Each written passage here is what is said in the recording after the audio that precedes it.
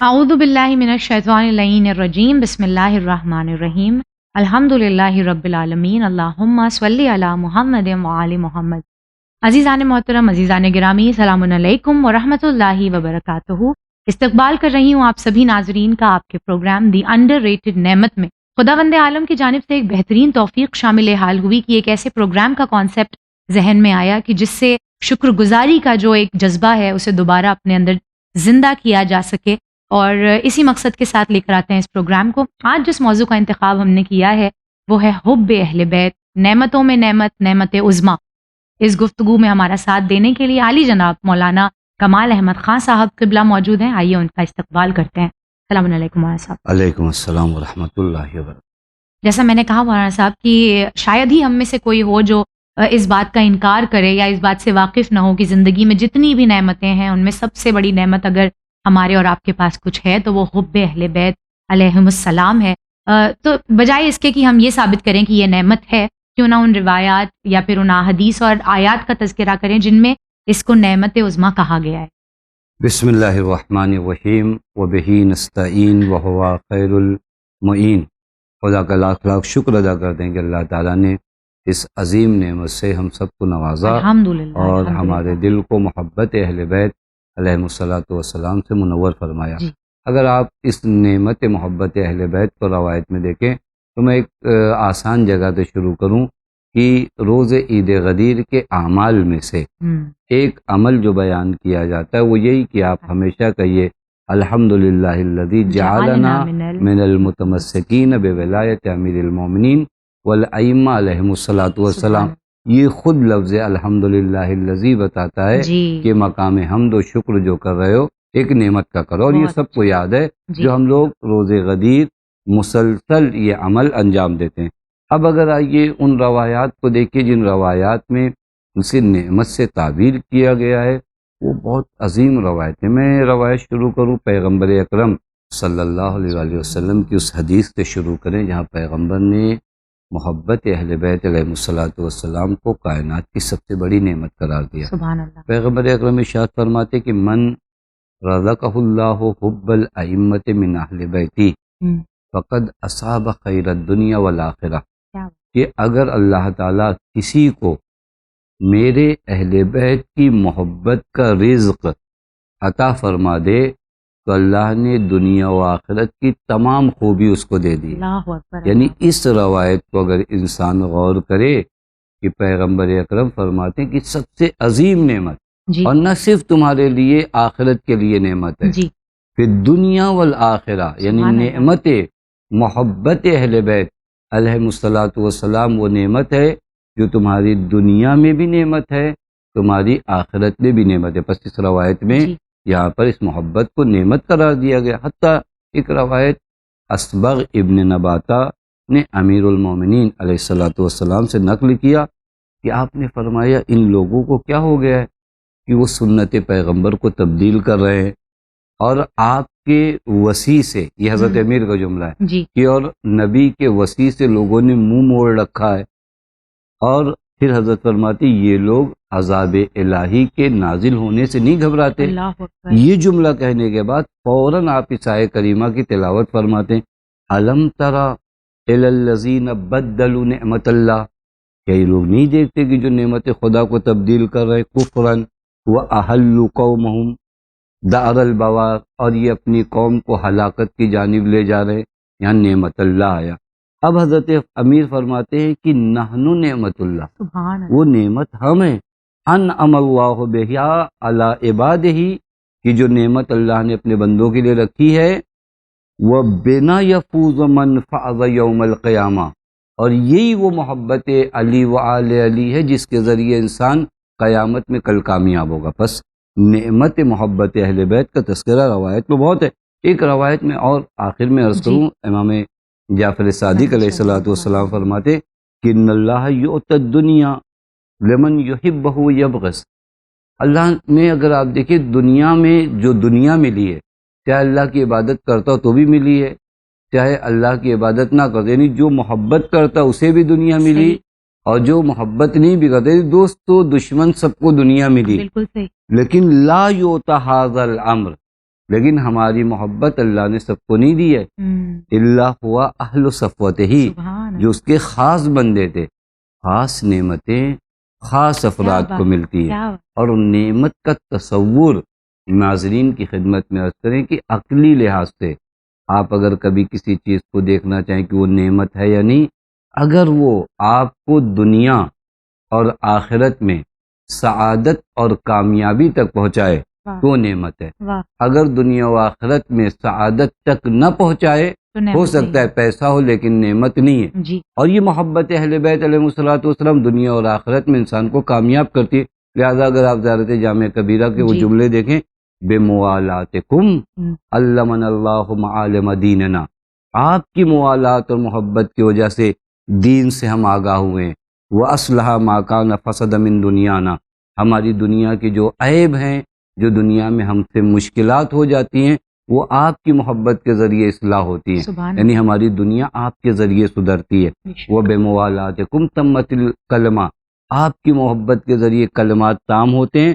وَعَظُمَتِ النِّعْمَةُ، نعمتیں بڑی ہوتی ہیں. وَاَتَلَفَتِ الْفُرْقَةُ، جدائیاں کم ہوتی ہیں. وَبِمُوَالَاتِكُمْ تُقْبَلُ الطَّاعَةُ الْمُفْتَرَضَةُ، اور صرف آپ کی محبت ہے جس کی وجہ سے انسان کی عبادتیں قبول ہوتی ہیں. بس یہ کتنی بڑی نعمت ہے کہ میری ساری عبادتیں اس نعمت کو قبول کرنے کی وجہ سے قبول ہو رہی. بے شک بے شک. اور میں یوں عرض کروں مولانا صاحب کہ ہم جہاں انڈر ریٹڈ نعمت پروگرام شروع کرتے وقت ہمارے ذہن میں وہ تمام چیزیں تھیں دنیاوی اعتبار سے کہ جنہیں ہم نعمت تصور نہیں کرتے. جب ذہن میں حب اہل بیت آئی تو میں نے ایک لمحے کے لیے یہ سوچا کہ نہیں، اسے تو ہر کوئی جانتا ہے کہ نعمت ہے. لیکن پھر ایک طرف میرا ذہن گیا کہ نہیں، اللہ کا کرم ہے ہمارے اوپر کہ ہم اسے نعمت جانتے ہیں، مگر بعض ایسے ہیں ہمارے درمیان جو اس نعمت کی قدر کو، اس کی گریوٹی کو نہیں سمجھتے ہیں.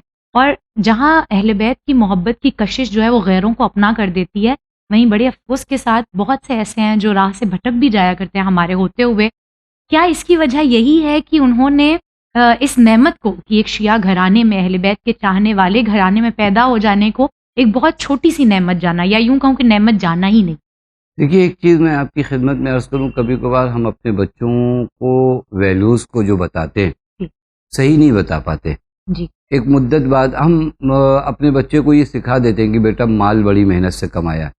پیسہ جب وہ مانگتا ہے تو یہ جملے بڑے کہے جاتے ہیں، پیڑ پہ نہیں کہ پیڑ پہ نہیں اگتے، تمہیں پتہ ہے تمہارے پاپا کتنی محنت کرتے ہیں، کیسے لاتے.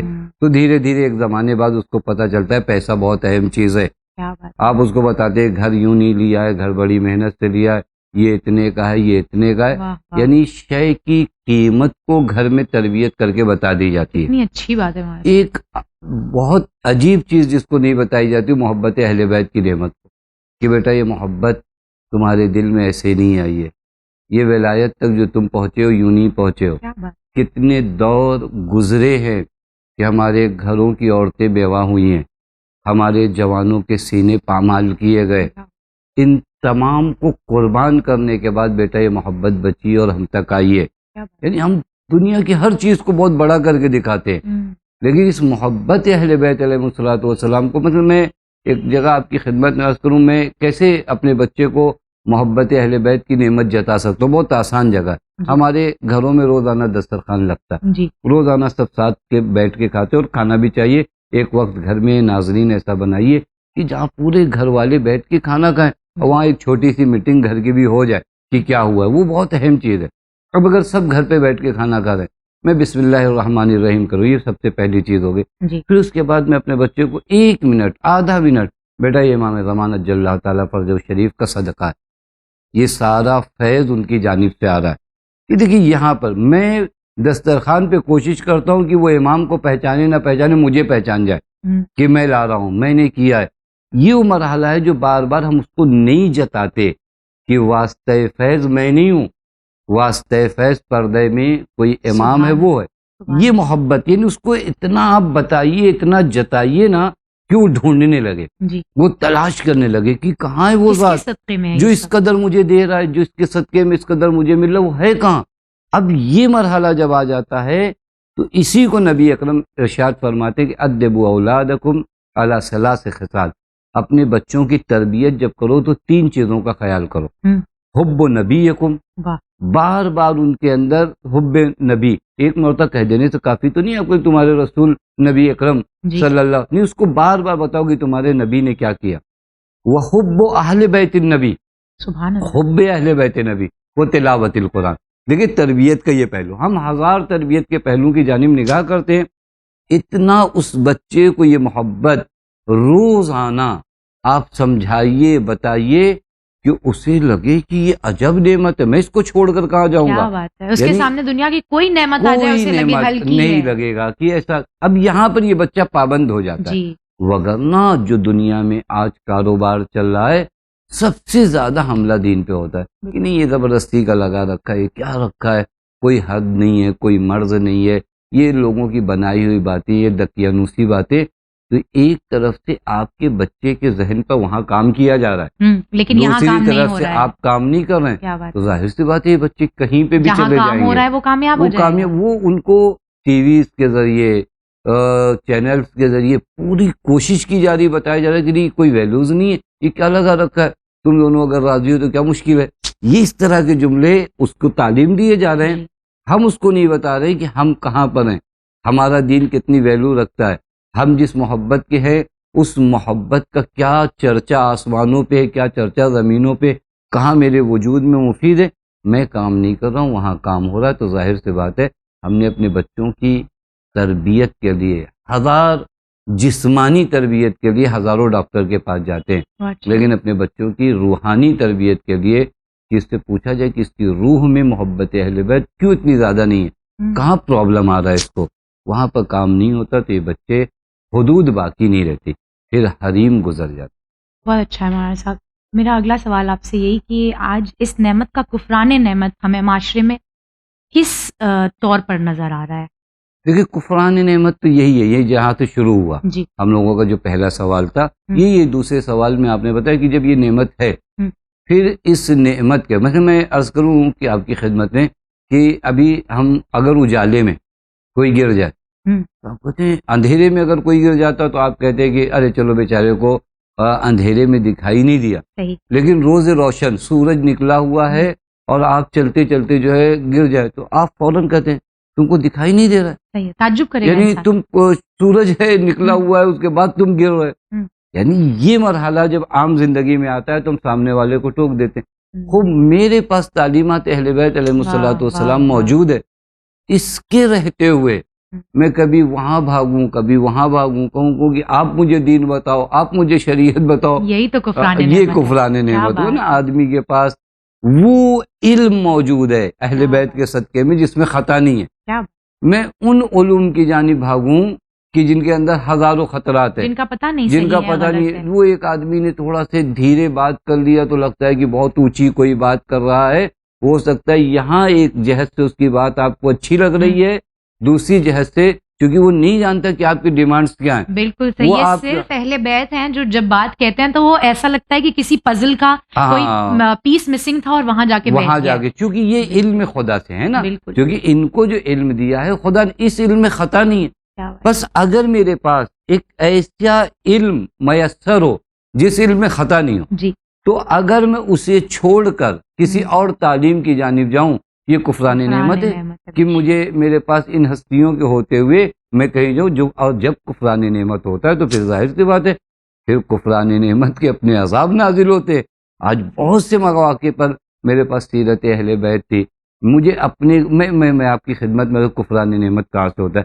ہمارے گھروں میں اطمینان نہیں ہے، ہمارے گھروں میں صبر نہیں ہے، ہمارے گھروں میں یہ نہیں ہے، یعنی بہت سے اخلاقی پہلو نہیں ہے. کہاں سے ہوا؟ چونکہ میں نے کفران نعمت یہ کیا کہ اپنے گھر میں جن روشنی کے نور لانے چاہیے تھے، جن سیرتوں کے نور جو میرے پاس تھی میرے پاس، چونکہ میں ان سے آشنا تھا انہیں نہیں رکھا. میں نے دنیا والوں سے جینے کا سلیقہ سیکھا، اس میں بزدلی اپنی جگہ پر ہے، بے مروتی اپنی جگہ پر ہے، چاپلوسی اپنی جگہ پر. دیکھیں میں نے ان عظیم ہستیوں کی سیرت کے نور کو جہاں پہ اخلاص تھا، جہاں پہ صبر تھا، جہاں حلم تھا، یہ نکالا. مجھے دنیا نے بتایا کہ نہیں ترقی یافتہ زمانہ یہ کہ جس میں کوئی کسی کا خیال نہ رکھے، جس میں تاجروں کی طرح تم کو جینا پڑے، جس میں گویا ایک ایگریمنٹ پہ تم جی رہے ہو، یہ تمہاری نوکری. یہ ہوتا ہے کفران نعمت. اور یہ ہمارے ساتھ ہوتا ہے جب ہم در اہل بیت علیہ الصلوۃ والسلام سے دور ہوتے ہیں۔ خدا ہمیں توفیق دے کہ ہم اس کفران نعمت سے بچ سکیں اور اس عظیم نعمت، اور وہ لفظ بالکل صحیح ہے کہ نعمت عظمیٰ کا حق ادا کر سکیں۔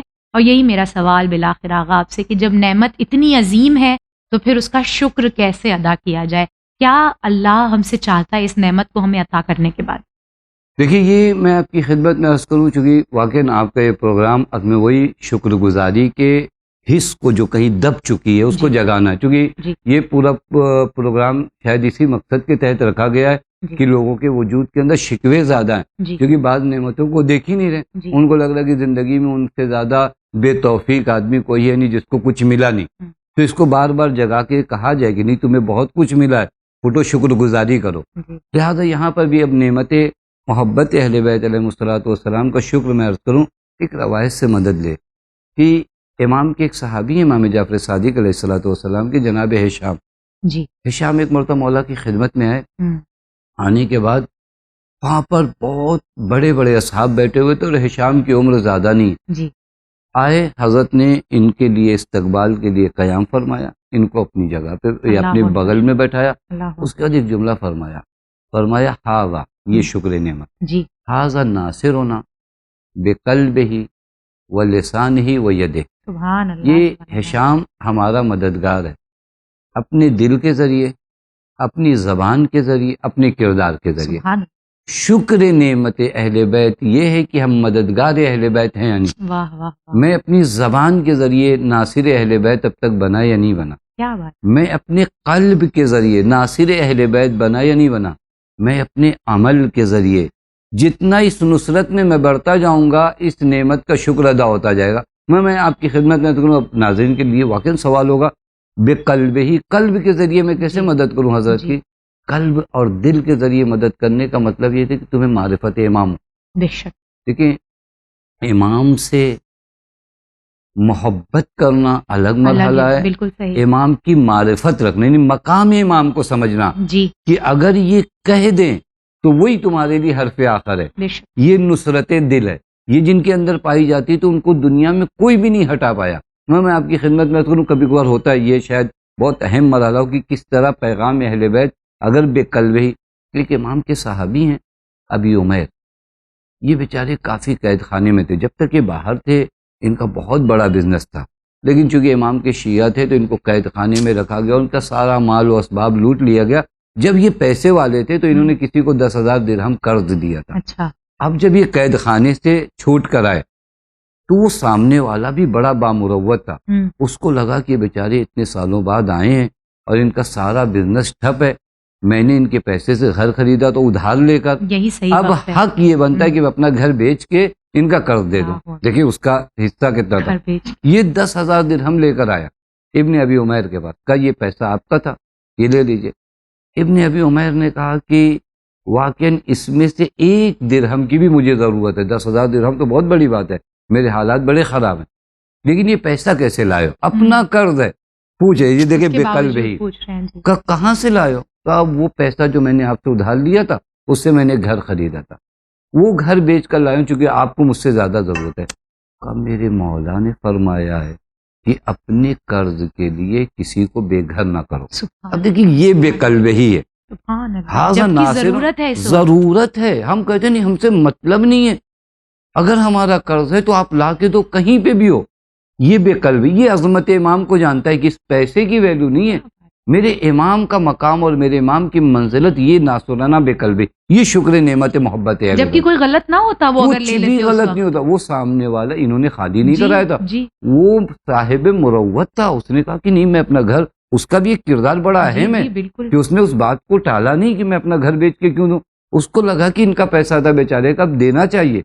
ان کو امام کی تعلیم، بے قلب ہی نصرت کا مطلب یہ، امام آیا اس حد تک میرے دل میں معرفت امام ہے یا نہیں کہ میں یہاں پر گزر جاؤں، کہوں نہیں، میرے امام نے فرمایا، جناب ابی یافور کو ڈاکٹروں نے تجویز کیا کہ آپ کو شراب پینا، اللہ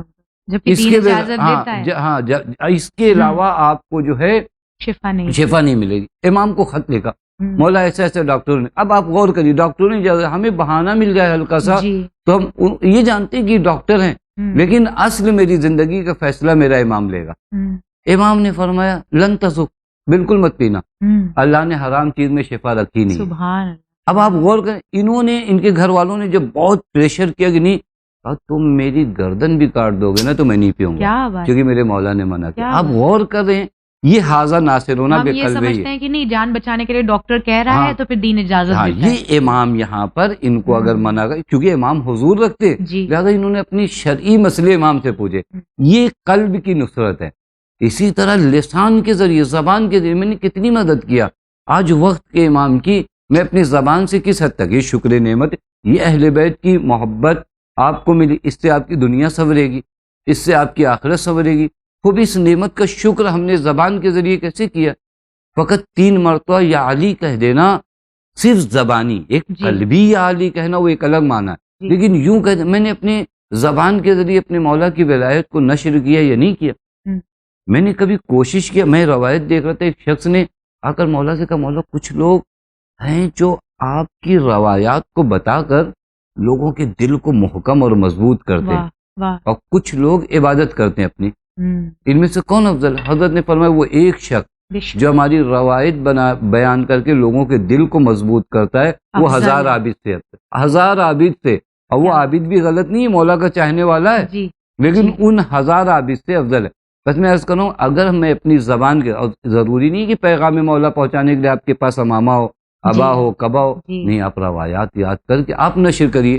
یہ شکر نعمت بے لسان ہے. سبحان اللہ. پھر اس کے بعد شکر نعمت بے یدہی، یہ عمل کے ذریعے. یہ بہت اہم ہے کہ میں اس نعمت کا شکر کیسے کروں اپنے عمل کے ذریعے. نہیں کیا مجھے لگتا ہے کہ میں بار بار چلا کے لوگوں کو بتاؤں کہ مولا کی طرف آ جاؤ، اس سے کم لوگ آئیں گے. بالکل. آپ کا کردار اگر ایسا ہو جائے تو دین کردار سے بہت پھیلا ہے. بے شک. اور یہ حدیث بھی ہے، احسن تم، دین کو اپنی زبان یہ روایت ہے، کونوا دعاۃ للناس بغیر السنتکم، لوگوں کو بلاؤ زبان کے ذریعے نہیں، اپنے کردار کے ذریعے.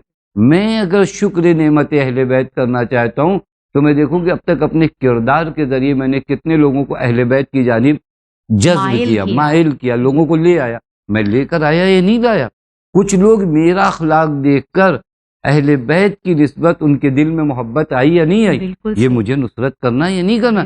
میں آج کس طرح زندگی گزار رہا ہوں کہ آج ایک عام آدمی جس کا میرے مذہب سے تعلق نہ ہو، اس کے دل میں محبت امام صادق آ جائے کہ یہ تو امام صادق کا چاہنے والا، یہ جھوٹ نہیں بولتا، اس کا امام کیسے ہوگا؟ اب یہ دیکھیے، یہ بہت اہم ہے. اور یہ وہی شکر گزاری، یہ نعمت ہے کہ میں اس مرحلے پہ شکر کیسے ادا کر رہا ہوں. اور یہ شکر ادا ہو رہا ہے. حتیٰ ہم کو لگتا ہے کہ نہیں، جب تک زبان سے نہیں کہا ہم عمل کیا کریں گے. میں ایک روایت بتاؤں کہ کس طرح عمل کے ذریعے لوگ آئے ہیں. ایک روایت میں دیکھ رہا تھا کہ حضرت امیر ایک شخص کے ساتھ جا رہے تھے، وہ نہیں پہچانتا تھا کہ امیر المومنین ہے. حضرت امیر کو کوفے آنا تھا، اسے دوسری طرف جانا تھا. ساتھ ہو لیے، باتیں ہوتی رہیں.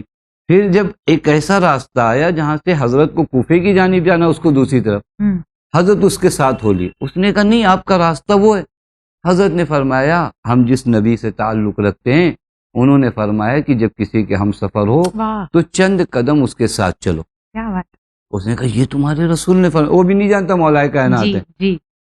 حضرت نے فرمایا، اس نے کہا اب اس کے بعد میں اس راستے پہ نہیں جاؤں، میں آپ کے ساتھ چلتا ہوں. کلمہ وہیں پڑھتا ہے. ابھی دیکھیے یہ دین کی طرف ہم اس طرح کیسے. امام فرماتے ہیں پوری محبت کو لوگوں کی کھینچ کر ہماری طرف لاؤ. کیسے کھینچ کر لاؤں گا میں؟ اپنے عمل کے ذریعے، اپنے کردار.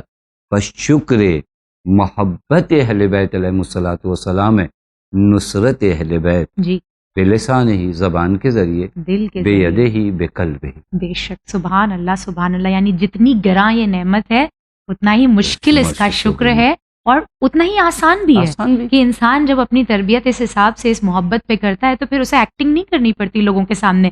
کردار خود بخود کہتا ہے کہ آپ اہل بیت کے چاہنے والے ہیں.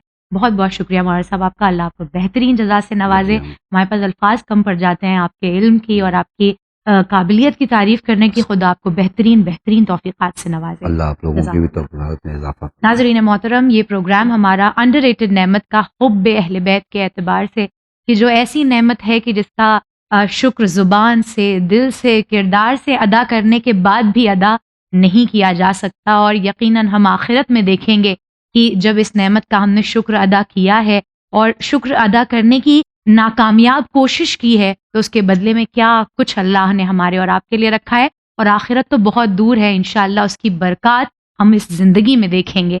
دوبارہ حاضر خدمت ہوں گے ہمارے پروگرام انڈر ریٹڈ نعمت میں، زندگی کی اور کوئی نعمت لے کر جسے ہم اور آپ نعمت تصور کرنا بھول چکے ہیں۔